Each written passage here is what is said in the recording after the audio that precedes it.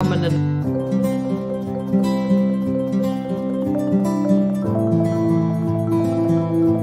action by the Medical Laboratory Scientists Association, and I'm calling on Deputy Murphy, or who's moving the motion? Deputy Gino Kennick. Thanks, Les Councillor. I do move the motion. Formally move the motion. Yeah, thanks. And I'd like to welcome some of the members of the MLSA here today. You're very, very welcome. It wasn't too long ago when we were all clapping you, but I think the government have forgot to then to clap you in relation to pay and retention of staff and so forth. Minister, it's 21 years since the report of the expert group on medical laboratory technicians' grades recommended pay parity between medical scientists and clinical biochemists. The HSE and the Department of Health accepted that recommendation 21 years ago. It's an established fact that MLSA members are paid on average 8% less than their colleagues doing the same work. This is only the second time that the association has taken industrial action in the past 60 years of their existence. Medical scientists are sometimes workers we don't see, but play a vital part in our health service. And never more was that evident, Minister, and you would join me on that, was during the fight and the continuing fight against COVID-19. You know, they are the hidden heroes in relation to frontline staff. They are the people who process test samples to make sure that medical procedures go ahead, yet 1 in 5 medical scientist positions remain vacant. In November last year, 98% of MLSA members voted in favour of industrial action. For medical scientists, it feels like the government, the HSE and Department of Health and DEPA have all absolved themselves from responsibility in relation to this issue. In addition, Minister, our motion calls on the government to rebuild the testing capacity within the public health system and end the outsourcing of testing to the private sector. Minister, no set of workers should be in this position of pay discrimination. And yesterday, when most of us were on the picket line, there was a huge kind of outpouring of public support in relation to the workers. And the workers didn't want to be there. They wanted to be in their workplace. Yet they were forced by this historical legacy and this historical injustice in relation to pay parity. And, you know, I know it's gone into the Labour Court, but this issue has to be resolved. Not only for the workers themselves, but the issue of retention of staff in the general public health system, because we have to keep professional staff in our health system. If we don't, we'll keep hemorrhaging and keep going back to this issue year after year. So, Minister, it's pretty shambolic that it was let to go this far. And as I said from the outset, a number of months ago, we were all clapping for frontline staff in relation to the pandemic. And that was genuine. It was a genuine kind of feeling that, you know, workers that were going in each day to their workplace, and sometimes in fear in relation to the virus, that they could catch it themselves or could bring it back to their families. Yet these workers were at the very front line in relation to testing and the capacity of COVID-19. But I just think I think it's shambolic that this was allowed to happen and workers are on strike and so forth. Hopefully, if it's resolved very, very soon. The workers do not want to go back out on strike. They want to be in their workplace. So, Minister, with that, I think we have gone beyond platitudes, and this strike, this dispute, needs to be resolved immediately so workers can go back to their job and play that vital role they play in the vital health service. Thank you. Thanks, Les Councillor. First of all, I want to really pay tribute to the medical scientists in the gallery and the thousands of medical scientists who are not in the gallery, who are on the front line again today, back at work. It's interesting that both our motion and the government's counter-motion refer to the medical scientists as the hidden heroes of the health service. So no matter what happens after the vote tonight, officially, the Dáil will recognise these workers as hidden heroes. And that's what they are. That was demonstrated above all during COVID. Yesterday, some of the workers in Tallaght were telling me that during COVID, some had to work 14 or 15 days with no days off. Incredible pressure, incredible stress. And these are workers workers who suffer from pay inequality, who suffer from burnout as a result of the number of unfilled positions, and who suffer from a lack of clear and appropriate career progression for the vast majority of them. And I'm sure the workers will welcome being described as hidden heroes officially by the Dáil. But I'm also sure, to be honest, that a bit like the claps for the health service generally, they would really like if that rhetorical commitment to these workers was matched by an actual commitment in terms of paying them for the work that they do. And in terms of treating them with equality, with, for example, their colleagues, the biochemists who do very similar work. And that's what they want to see, and that's what we want to see. Obviously, there's been a lot of changes since we originally announced our plans for the motion. The fact that the MLSA and HSE are now in the Labour Court with the strike off for the time being. We hope that the political pressure, above all from the strike, from the opposition parties, from people before profit, has helped the workers, that this motion has helped the workers, and we intend to keep that pressure up to ensure the workers get the pay equality that they deserve. Too often, though, and this is the experience of the medical scientists again and again, workers have been promised something only for those promises to be forgotten. In this case, promised talks and so on, okay, the workers are engaging in that very genuinely, but there's a need to keep up the pressure. It's only the action and the pressure that has got the situation this far, and it is crucial, and we intend to commit to keeping up the pressure up until the point that pay parity is achieved. One of the frustrating things for me in listening to the debate and participating in the debates last week with leaders' questions, again yesterday listening to leaders' questions, and I presume today, is the way the government speaks about it. You'd think it was someone else's fault. And I presume we'll get this from the Minister today. All words of sympathy and hidden heroes and so on, but that somehow this is someone else's fault, that it isn't within the government's gift to resolve the situation right now. It's a relatively small amount of money to say these workers deserve pay equality. And if you go back and look at the history of this, that is evidently clear. Back in 1997, the Labour Relations Commission recommended the establishment of an expert group for medical laboratory technicians, technologists, as part of a set of proposals to settle their pay claims. The expert group recognised the increasingly scientific and clinical role of the profession and the increased educational requirements for the role. That was something that came across, again, in speaking to the workers, the continuous professional development that is required for medical scientists. It therefore recommended restructuring the profession of medical scientists based on an existing grade in laboratories, that of clinical biochemists.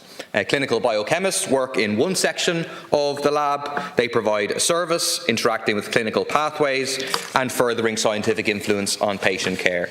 This was the vision for laboratory medicine, extending that to all sections. Then in 2001, it was Micheál Martin, then Minister for Health, who received the expert group report proposing pay parity for the medical scientists. That was the promise made to these workers 21 years ago. But 21 years on, the workers are still paid 8% less on average than biochemists. The medical scientists have fulfilled their end of the bargain.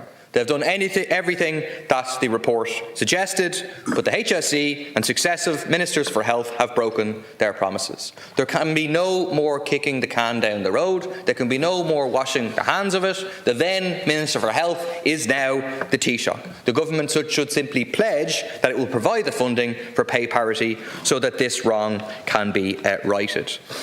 You look at the impact of the years of austerity, the damaging public sector agreements on the medical scientists' workforce, and the impact in terms of the public sector testing capacity.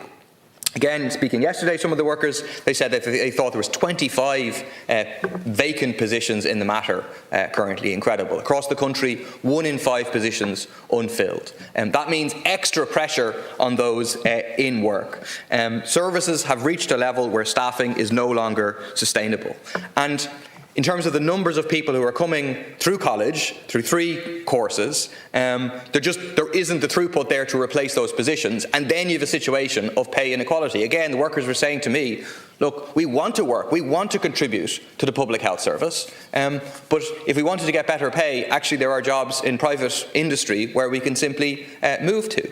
And these workers would like to be contributing to the public health service, but they also have to pay the bills. They have to try and move out of home. They have to try and pay rent. They have to try and pay for groceries in the context of the cost of living crisis. Yet medical scientists continue to be paid at least 8% less than promised when the expert group was agreed. All medical scientists ask is to be paid the same as other scientists carrying out identical work side by side with them. I thought an interesting point emerged yesterday when I was speaking to the workers. It's very clear when you're on the picket lines, this is overwhelmingly feminised workforce, about 80% women. Is it an accident that those group of workers who they do identical work to and are paid 8% less are a workforce that is about 50-50 men and women, or slightly more men? It raises a question over, again, the undervaluing of the work of women, which is a consistent feature right across society in terms of care work generally being undervalued and underpaid, and predominantly feminised professions. The medical scientists were put in an impossible situation. Again, none of them wanted to withdraw these services, but they were faced with a situation where again and again the can has been kicked down the road, and they had no choice but to engage in action. It's a sign of their resolve that 98% of members voted for industrial action, their first since 1969. They deferred it in order to accept an invitation for talks, but again, satisfactory progress was not achieved, and then industrial action began and got us to this point. In relation to the government's counter-motion, it says a lot about this government that the MLSA have been seeing a breakdown of the numbers, or have been seeking a breakdown of the numbers of medical scientist grades for 18 months now, but it took this Dail motion from People Before Profit to finally get the figures from the government. The total number of medical scientists remains virtually unchanged since 2011, when the core working day was increased to 8 a.m. to 8 p.m, longer than most other grades. Since then, the workload and complexity of work has increased exponentially, but again, the workforce has remained stagnant. The government in the counter-motion talk about the review by Dr. Colm Henry, but the MLSA were told back in March 2021 that the report would be done within 3 or 6 months. The working group was only formed back in February 2022 with no representatives of the MLSA. The government cannot be allowed to use these reviews to kick the can down the road or to dodge political responsibility. And the workers are very determined, Minister. They have very broad public support. They have our unstinting support. So I really encourage the government to act, to settle this dispute, to grant pay equality. Thank you. Dr. Richard Byberry. Okay, People Before Profit are extremely proud to present this motion in support of our medical laboratory scientists, but mostly I want to just commend those medical laboratory scientists for taking the action that they didn't want to take but felt compelled to take in order to force the government to actually listen to them and engage with them. And the only reason we're here debating this is not because of People Before Profit or anybody else. It's because the medical scientists made the decision, after trying every other avenue available to them, engaging with the WRC, engaging with the HSE and so on, waiting 20 years, being reasonable. Finally, they were forced to take industrial action, and it took that for the media, for the government, for politics to actually listen to them. So that's why we're here. And if anything positive comes out of the new round of engagement, it will be because of their action. And I think people really need to understand just how important the medical laboratory scientists are to the health of people in this country. Because it's not just a cliche about being the hidden heroes. As medical science and medical technology advances, and it's advancing all the time, the role of testing and analysis of tests is absolutely critical and ever more important to the accurate diagnosis of illness and to the treatment of illness. It is absolutely critical. And if you do not have enough medical laboratory scientists, if 20% of posts are not filled, or worse in many labs, when I was down at Vincent's the other day, I was talking to people in the different labs, and in some labs they were as low as 50% of the posts in particular labs. That results in an unsafe situation, because people are having to work excessive hours, they're having to cover for those who aren't there, while their workload is increasing all the time. And the importance of the work they're doing is increasing all the time. But it's the same number of people doing it, and the posts are not adequately filled. That puts the health and safety of patients, of the public, in danger through no fault at all of the medical laboratory scientists, but through the fault of the government, the HSE and the Department of Health, who think because they're hidden, nobody really notices what's going on. So that in a sense, the government and the HSE have taken advantage of the fact that they are the hidden heroes.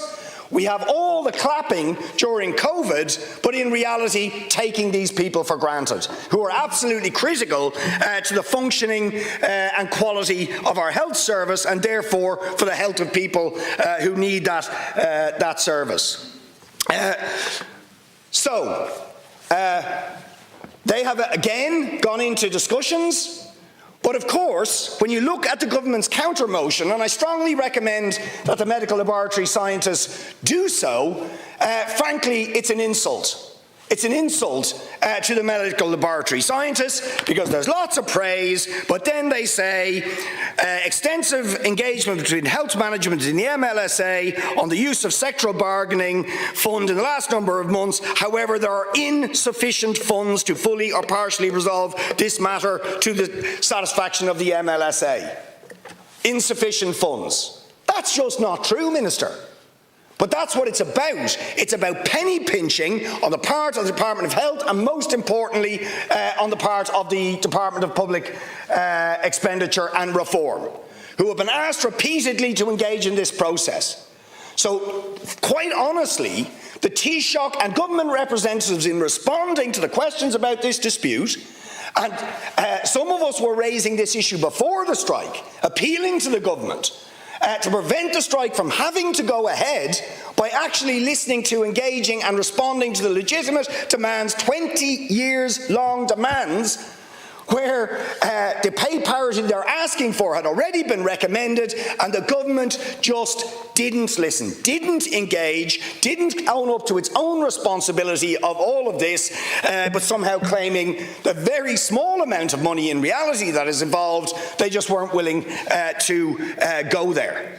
So that's why we're here. It's the government's fault that we are here. It's the government's fault that they had to come out on the picket lines. It's the government's fault that the public health services were impacted over the last number of days as a result of the strike, because the MLSA, the medical scientists, did everything to engage.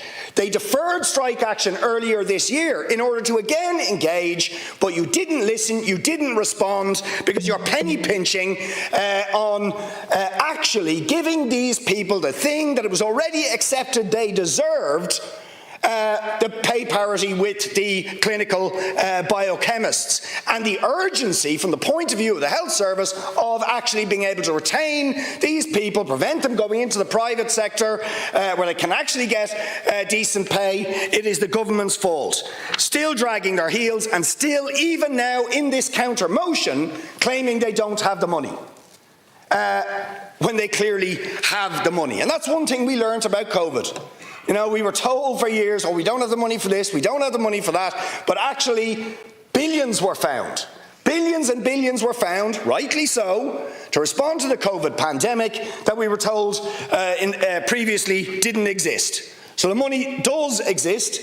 The economy continues to grow. We had the Oxfam report this week that's showing the 9 billionaires in this country saw their wealth increase by 15 billion in the 2 years of the pandemic. Some people are doing extremely well, but apparently we don't have the money to pay the medical biochemists who are so critical to the quality of our health service. It is absolutely disgraceful.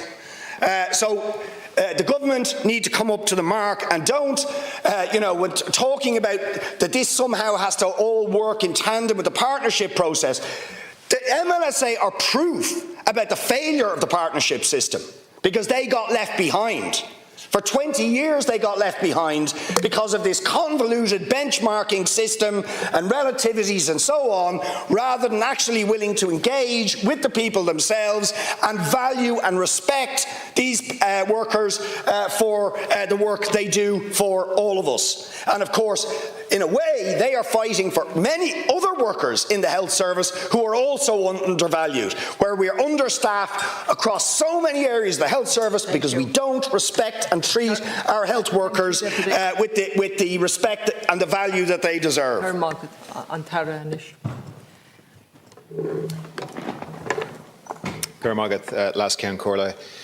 Firstly, I too would like to join colleagues in acknowledging and paying tribute to the dedication, to the professionalism, to the commitment of all medical scientists around the country.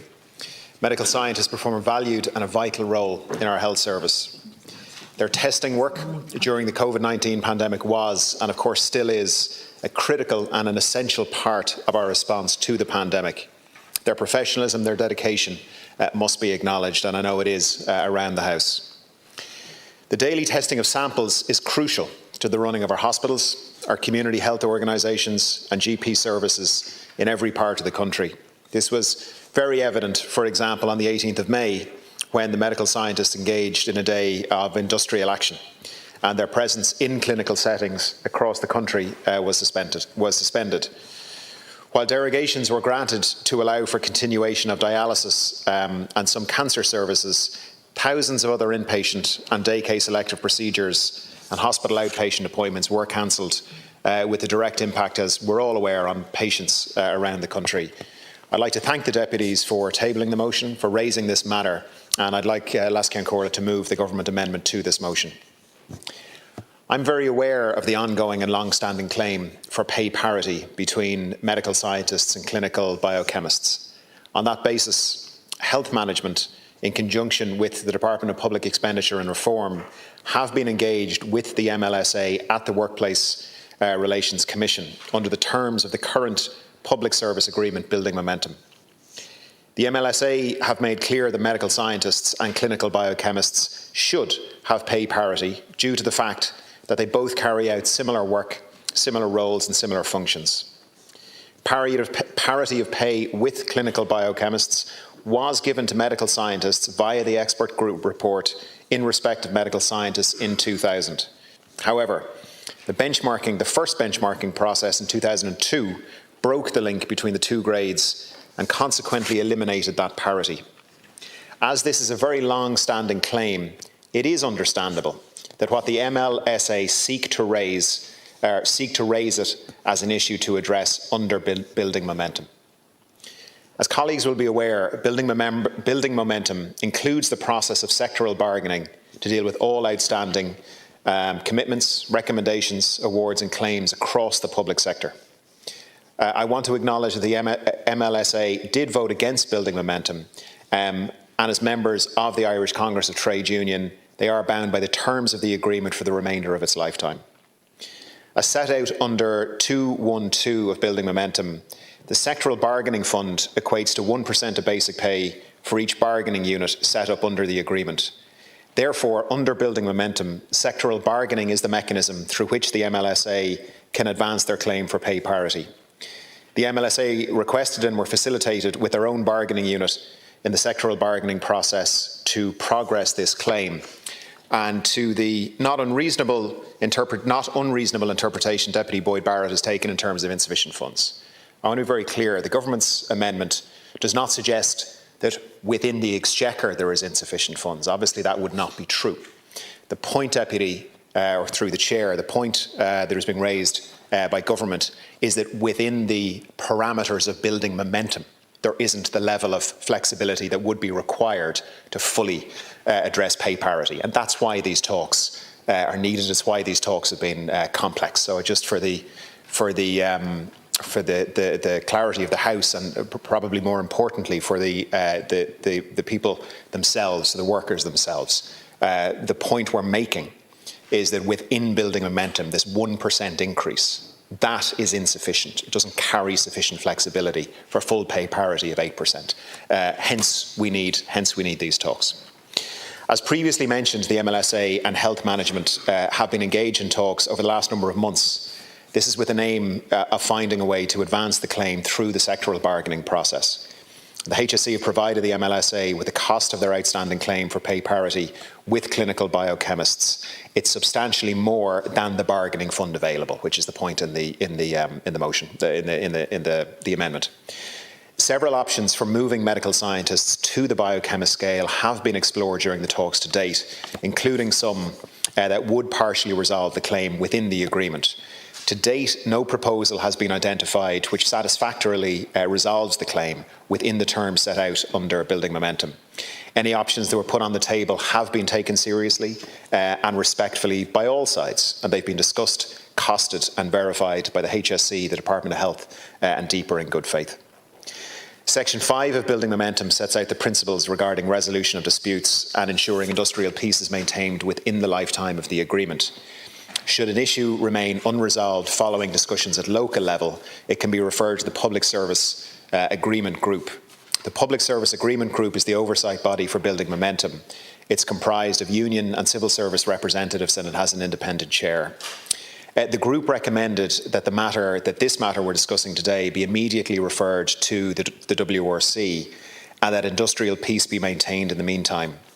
And following the PSAG recommendation, Health Management met with the MLSA under the auspices of the WRC on the 17th of May. Unfortunately, no resolution was reached at that time. While the MLSA have agreed to engage at the WRC, they hadn't at that point lifted the industrial action. And I think we all recognise the significant disruption that's been caused by the strike days, the impact on patients. And I too want to recognise absolutely unconditionally that there is not one medical scientist who has gone to a picket line who wants to be there. There is not one medical scientist who doesn't understand the implications of them being there. And I fully appreciate and fully acknowledge that they are doing this as a last resort. And they have been engaging for 2 decades now on this issue. The government acknowledges also that current price pressures are a source of concern for public service workers, including medical scientists, but of course right across the board. Government must manage the public finances in a way that addresses the multiple challenges facing the economy and the exchequer, including, in this case, the impact of rising inflation and the conflict in Ukraine. Since December of last year, almost 560 million in additional expenditure measures have been introduced to support citizens and businesses with the increased costs. This includes an energy credit payment, an increase in the fuel allowance, a reduction in the threshold of the drug payment scheme, and a temporary 20% reduction in public service transport fares. On the 14th of March, ICTU advised the Minister for Public Expenditure and Reform of their intention to seek a review of building momentum. The Minister has directed his officials to arrange entering into exploratory discussions with public service unions and representative staff associations in relation to an agreed way forward on public service pay issues. These will, I think we can all accept, these will be complex discussions and they are being held against a very difficult international backdrop in terms of COVID and the hangover effects of COVID, the disruptions, the increase, the impacts on consumer price inflation, the war in Ukraine and many other international issues that have been driving up prices. Discussions, of course, must be cognizant of the multiple challenges Ireland is facing, including increases in impact, or increases in prices right across the board for people in this country. As set out in the government amendment to this motion, the Department of Health must operate within the Public Service Agreement and all of the state's industrial relations institutions must be used to prevent further disruption to patients and to find an acceptable solution to this matter for all sides. The parties, I'm very pleased to have accepted an invitation by the Labour Court today for exploratory engagement, and I believe parties will be engaging in the coming hours. This is for the court to establish whether and how it might assist the parties in finding a resolution to the matters in dispute. And I very much welcome the decision by the MLSA to lift their strike action and to attend this Labour Court engagement. Health Management, in conjunction with the Department of Public Expenditure and Reform, is committed to continuing to engage with the MLSA while acknowledging that all parties must continue to adhere to the provisions of the public service agreements. We will continue to make every effort to find a resolution to this issue. So I'd like to thank the deputies again for tabling the motion. It is a very important topic and it has been going on for too long. I think we can all accept that. And we all understand the source of the claim for pay parity with the biochemists. There is a process underway. I hope we would all agree that the best way for this to be resolved is through the established dispute resolution mechanisms. I very much welcome all sides going to the Labour courts today. It is my sincere hope that an agreement can be found through the mechanisms of the Labour court, at the WRC if necessary, and then formal and informal talks, whereby an outcome that is satisfactory to all sides can be found, because we all know that the strike action has a very significant impact on patients. Thank you, Minister. I'll just finish in this one sentence, if I may, last Corla, thanks. I want to reiterate that the work of the medical scientists is highly valued and acknowledged, and we want to find a settlement to this that works for all sides. People before profit solidarity reach a shop to McBarry. What is this dispute about? It's about equal pay for equal work. Medical scientists and biochemists do the same work in the same labs, in the same public hospitals. More than 20 years ago, it was agreed that there would be pay parity, and more than 20 years on, there is still no pay parity. Medical scientists are paid at least 8% less. In the National Health Service in the UK, there is a grade of clinical scientist. It's a natural career progression for medical scientists to go to the grade of clinical scientists and to develop their career path. That is not available to medical scientists here. It could be, it should be, and is an important part of the issues in this dispute. No wonder there is a brain drain to the private sector. No wonder there are 20% of posts left unfilled. And no wonder there has been an industrial dispute. The dispute has caused disruption. And that disruption has entirely been the responsibility of those who have refused to deliver on pay parity. That is the government. I hear the point that the Minister makes about his definition of insufficient funds and in relation to building momentum. But people cannot help but look at this situation and see that the government does not believe there are insufficient funds to give developers subsidies of up to 140,000 for building apartments, and that the Minister for Defence doesn't believe that there's insufficient funds to increase defence funding in this state by up to €1 billion, primarily spending on extra guns and weapons. The injustice that has been done to these workers is illustrated well by the fact that some other lab workers, when they receive a promotion to the grade of medical scientist, do not receive a pay increase or no change in pay, but an actual pay cut. That is a bizarre situation. The Taoiseach receives a salary of €195,000 per annum. The Taoiseach receives a salary of €211,000 per annum. How would a Taoiseach feel if he were to receive a promotion to the post of Taoiseach and then receive a pay cut? Of course, that would never happen, Minister, because yourselves in the political establishment would never allow it to be the case. It's a double standard. You allow it to happen in our public hospitals. Furthermore, the example I just gave illustrates another part of the problem here. Government politicians who pay themselves huge salaries cannot begin to really understand the problems of working people who are forced to live on a fraction of those wages. Many of the medical scientists who have taken to the picket lines last week and this spend a big proportion of their salary just on putting a roof over their heads, just paying the rent. Some of them I spoke to cannot even afford to do that. And despite the fact that they've been to college, that they've got degrees, some of them have masters, Still, some of them are forced to live at home with their parents, Minister. It's a different world from the world of government ministers, ministers who have perpetuated this injustice. Now, at least 70% of the state's 2,100 medical scientists are women. Is there a connection between this fact and the fact that an injustice has taken place here? The fact that there has not been equal pay for equal work for decades? The Minister, of course, will deny it, but I can't help thinking that such an injustice might not have been left fester for quite so long if the majority of the workforce were not female. There is a long history of second-class citizenship for women in our health services, treated as second-class citizens, and I wonder, is that not being reflected to some extent in this situation, Minister? Now, the role performed by medical scientists is vital to our public health services.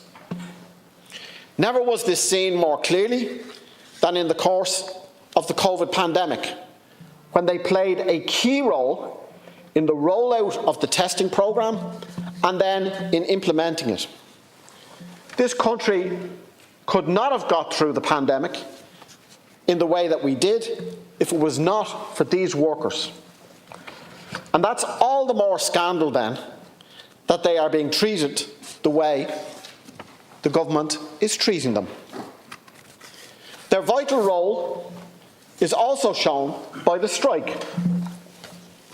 Without their labour, the public health service slowed to a virtual standstill last week and again yesterday. These workers got a taste of their own power on the picket lines. And if the Labour Court does not deliver justice and does not deliver pay parity, then it is power that can and should be used again if necessary. I would hope that the Minister is fully aware of that. And reference has been made to building momentum. Well, there are different kinds of momentum. And the Minister and the political establishment are aware of the fact that this strike had built momentum. There was unity and solidarity on the picket lines. There was huge support across the board from fellow workers in the hospitals. There was massive support from the general public. You only had to stand on a picket line and listen to the sound of the horns blaring as the cars went by. And I have no doubt, despite all the sweet talking that we've heard today, that there are some in the government and some in the Department of Health who might hope that the Labour Court talks might be used to slow or to break the momentum of this strike. We've seen it before. You're the masters of it. Spin it out, spin it out, spin it out for weeks and weeks, and let the momentum of the strike fall off, and then the workers are back to square one, or back to square one with maybe a tiny bit on top of it, and having to start all over again. And I would say very clearly to the workers in the gallery and to the workers in the MLSA that if the Department of Health and government strategy is to try to break the momentum of your strike by spinning these talks out for weeks and weeks and weeks and weeks, don't let them do it. Go in there, absolutely. Talk, negotiate, engage. See if justice is on offer. See if pay parity is on offer. But if it's not on offer, and relatively quickly, and they try and spin it out, don't let them break the momentum of your strike. You have power, and that power has been used in the last week, has been used this week, and can be used again, and the Minister needs to be clear on that. Finally, every worker in this country deserves a pay increase. I hope that a victory for the medical scientists will spur other workers to press for cost of living pay increases. The trade union movement as a whole must get behind the medical scientists and see a victory for them as a signal that justice for all workers in terms of protection of living standards in this inflation crisis needs to be fought for, and needs to be fought for now. So I conclude simply by saying, victory to the medical scientists, equal pay for equal work, pay parity now. An injury to one is an injury to all, and a victory for the medical scientist will be a victory for every worker in this country.